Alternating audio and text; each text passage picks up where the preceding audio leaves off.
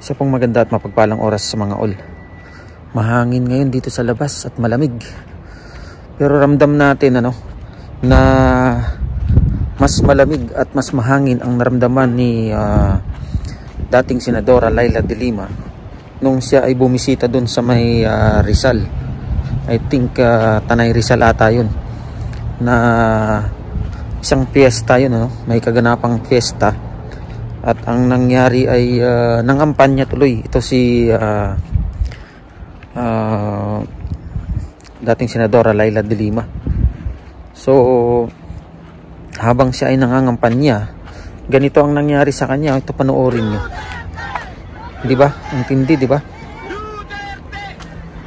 Grabe ang ginawa nila kay Senadora Leila de Lima. Talagang ipinamukha nila. Hindi naman tayo husgado, hindi natin dapat husgahan si Senadora Leila de Lima, pero sa mga ipinakita niya dati nung siya ay nasa katungkulan,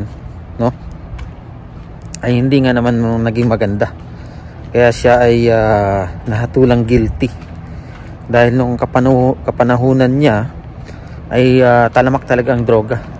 At ang nangyari pa sa kapanahunan niya ay pati sa loob ng Bilibid, sa may Muntinlupa, ano nga bang Bilibid nga, Bilibid prison, ay nagawa pa niyang magparty-party kasama itong mga mga nakakulong na mga drug pusher, Kaya hindi talaga ang naging maganda ang kanyang imahe nung siya ay nasa katungkulan, nung siya ay nanunungkulan pa. So ang nangyari sa kanya ngayon ay binalikan siya, niresbakan siya ng mga mamamayang Pilipino dyan sa Rizal, at ipinakita sa kanya na hindi na siya karapat-dapat na manungkulan muli.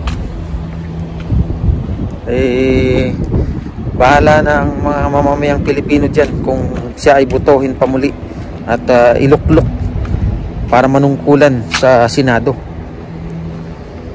Pero ganun pa man, ay parang hindi na dapat yata, yan ay sarili nating opinion, yung hindi na dapat manungkulan muli si Senadora Leila de Lima, maliban lamang kung siya ay magbabago ng kanyang pamamaraan sa Senado, sa kanyang panunungkulan. So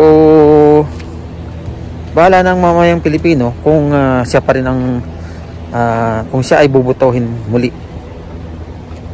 Sabi nga natin, kung gusto natin ang kasalukuyang administrasyon, ay botohin natin ang mga kandidato nila. Kung ayaw naman natin, ay malaya tayong mamili sa mga bago o sa mga dati ng mga kandidato na sa tingin natin ay makakatulong sa ating mamamayang Pilipino.